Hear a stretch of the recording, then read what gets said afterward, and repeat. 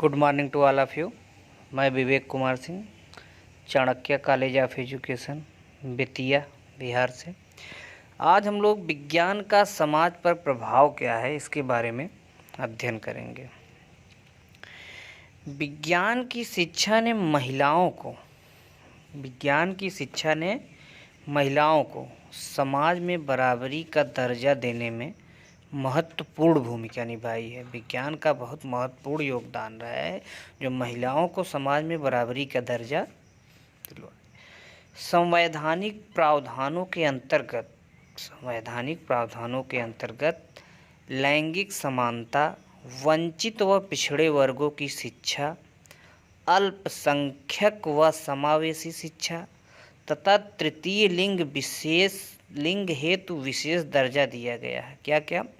लैंगिक समानता, वंचित और पिछड़े वर्गों की शिक्षा, अल्पसंख्यक व समावेशी शिक्षा तथा तृतीय लिंग हेतु विशेष दर्जा दिया गया है।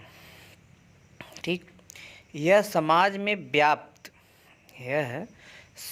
में व्याप्त अंधविश्वास व पूर्वाग्रह को दूर करने में महत्वपूर्ण भूमिका निभा रही है। क्या महत्वपूर्ण भूमिका? विज्ञान महत्वपूर्ण भूमिका, यानी अंधविश्वास और पूर्वाग्रह को दूर करने में अपनी महत्वपूर्ण भूमिका निभा रही है। दूसरी तरफ इसने आधुनिक अस्त्र शस्त्र के निर्माण को प्रोत्साहित कर विश्व शांति के लिए संकट उत्पन्न कर दिया है। क्या कर दिया है? अस्त्र शस्त्र के निर्माण को प्रोत्साहित कर विश्व शांति के लिए जो है संकट उत्पन्न कर दिया है। विज्ञान का वर्तमान समाज पर प्रभाव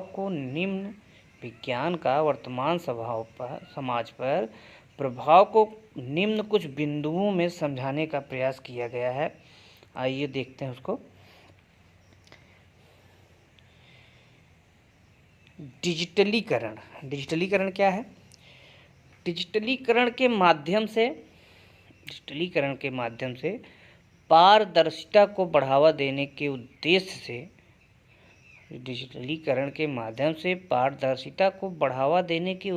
से भारत में नीतिगत स्तर पर कई कदम उठाए गए हैं। इसके अंतर्गत बैंक खातों को हितग्राही से जोड़ना, रसोई गैस आदि को छूट को सीधे खातेदारों को पहुंचाना, छात्रवृत्ति हुआ, वेतन, स्वत्तों का भुगतान, उपस्थित हेतु बायोमेट्रिक प्रणाली आदि कई प्रयास शामिल हैं। इसका उद्देश्य उत्पादन व वितरण प्रक्रिया में सुधार लाना। इसका उद्देश्य क्या है? उत्पादन व वितरण प्रक्रिया में सुधार लाना व आर्थिक विकास को गुणात्मक रूप से प्रभावित करना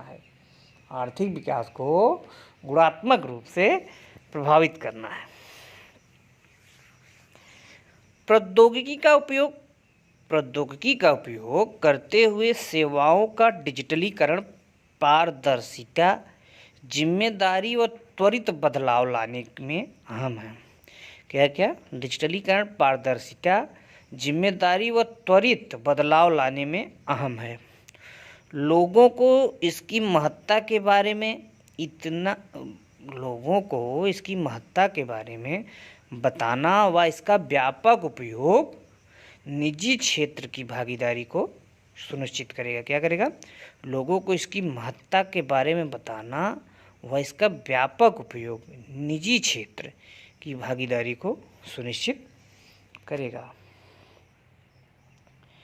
ई पाठशाला क्या है? देखिए वाले विद्यार्थी इसमें क्या है, विद्यार्थियों में ई पाठ्य पुस्तकें क्या है? सभी कक्षाओं के लिए डिजिटल पाठ्य पुस्तकें उपलब्ध हैं। आज हम मोबाइल पे एनसीईआरटी की सारी बुकों का जो है अध्ययन कर सकते हैं। पूरक पूरक पुस्तकों में क्या है, अभिक्रमित अधिगम, विविध इंटरेक्टिव कार्यक्रम, वेबिनियर आदि उपलब्ध हैं। ई संसाधन, ई संसाधन में क्या है, ऑडियो, वीडियो, इंटरेक्टिव संसाधनों, छवियों, मानचित्रों, प्रश्न बैंक आदि का उपयोग किया जा रहा है, आदि का उपयोग किया जा रहा है। अब शिक्षक में इसको देखते हैं। ई पाठशाला के अंतर्गत विद्यार्थियों का डाटाबेस तैयार कर, विद्यार्थियों का डाटाबेस तैयार कर व्यक्तिगत स्तर पर आकलन करके उपचारात्मक शिक्षण किया जाना संभव है। प्रत्येक शिक्षक जो है विद्यार्थियों का एक डाटाबेस तैयार कर उसको व्यक्तिगत स्तर पर आकलन करके उपचारात्मक शिक्षण किया जाना संभव है। दूसरा, विद्यार्थियों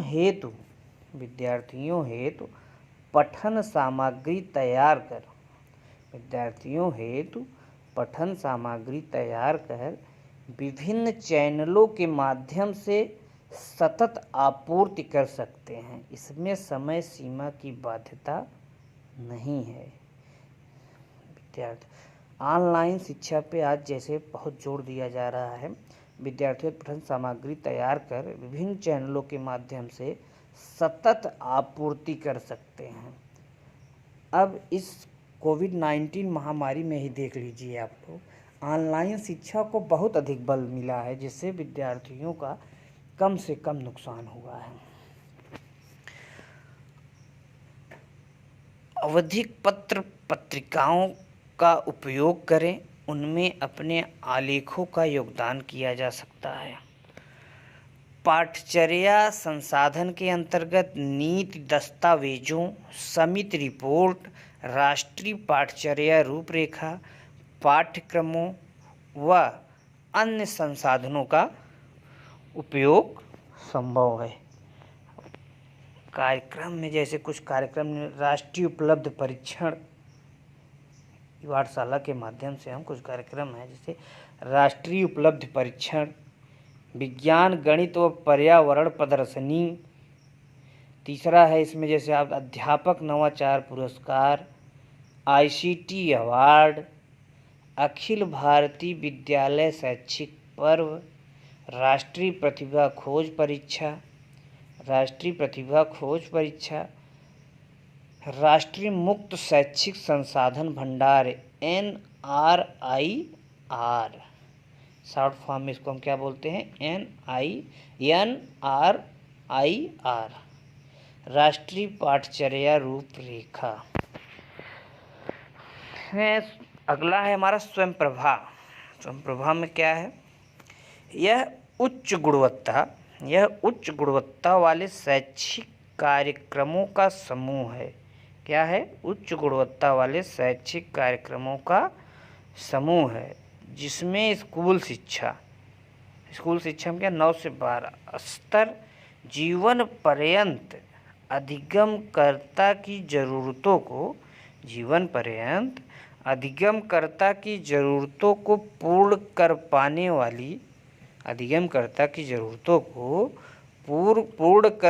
पाने वाली पाठचर्या आधारित पाठ्यक्रम तथा कक्षा 11 व 12 के विद्यार्थियों को प्रतियोगी परीक्षा की तैयारी हेतु मदद दिया जा रहा है। क्या किया जा रहा है, 11 व 12 के विद्यार्थियों को प्रतियोगी परीक्षाओं की तैयारी हेतु मदद दिया जा रहा है। अगला पॉइंट इसमें हमारा है नैनो टेक्नोलॉजी।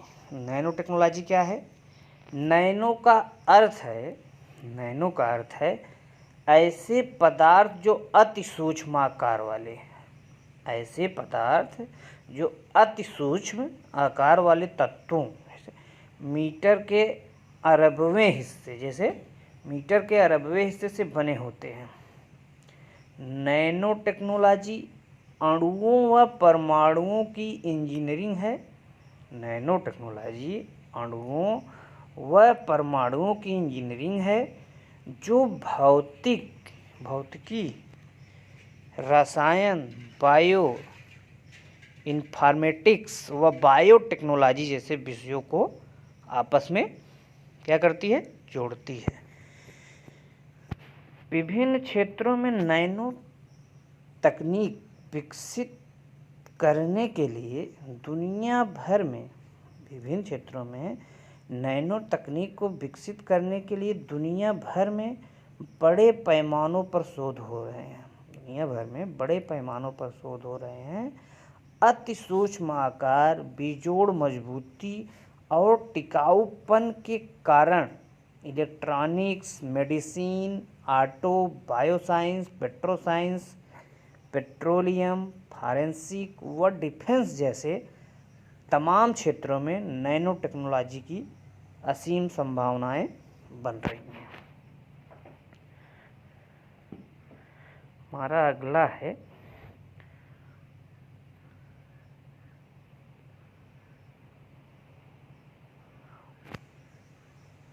उपग्रह प्रक्षेपण। उपग्रह प्रक्षेपण में क्या है, इसरो ने 11 जून 1918 को 100वां प्रक्षेपण के साथ 100वां प्रक्षेपण के साथ विश्व कीर्तिमान स्थापित किया। क्या किया, विश्व कीर्तिमान स्थापित किया। इस अभियान में एक साथ 31 उपग्रह छोड़े गए, जिसमें 28 विदेशी व 3 देसी थे। इसमें 31 उपग्रह में 28 विदेशी और 3 देसी थे। इससे देश के नागरिकों, किसानों व मछुआरों को लाभ होगा। इन उपग्रहों से प्राप्त तस्वीरों का इस्तेमाल सड़क नेटवर्क की निगरानी, शहरी व ग्रामीण योजना के लिए किया जा सकेगा। इन उपग्रहों से जो तस्वीरें प्राप्त होगी उसका इस्तेमाल जो है सड़क की नेटवर्क की निगरानी, शहरी व ग्रामीण योजना के लिए जो है किया जा सकेगा। छठा पॉइंट इसमें है अंतरिक्ष में खोज। अंतरिक्ष में खोज क्या है, भारतीय अंतरिक्ष वैज्ञानिकों ने मंदाकिनी गैलेक्सी का बहुत बड़ा समूह खोजा है, जिसे सुपर क्लस्टर कहते हैं। जिसे क्या कहते हैं, सुपर क्लस्टर कहते हैं। भारतीय अंतरिक्ष वैज्ञानिक द्वारा खोजी गई इन गैलेक्सियों के समूह का नाम सरस्वती रखा गया है। भारतीय अंतरिक्ष वैज्ञानिकों द्वारा खोजी गई जो है इन गैलेक्सियों के समूह का क्या नाम दिया गया, सरस्वती नाम दिया गया या रखा गया।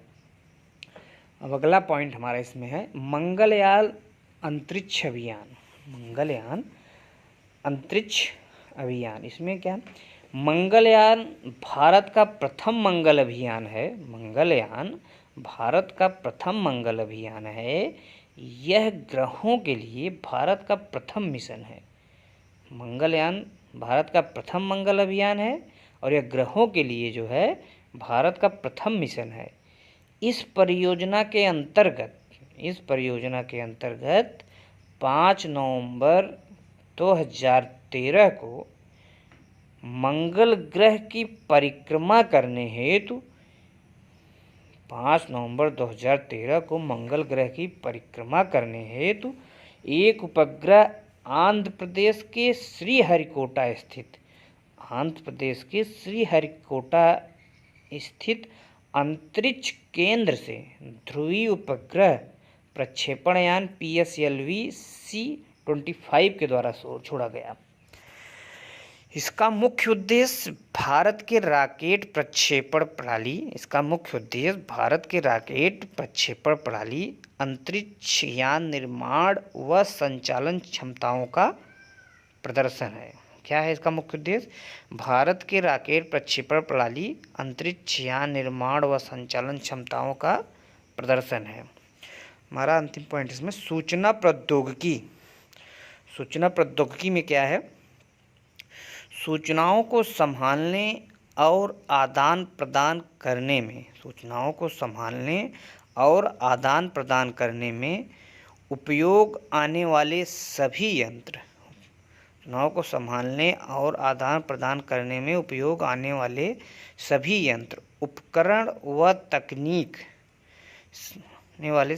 यंत्र उपकरण व तकनीक सूचना प्रौद्योगिकी के दायरे में आती है।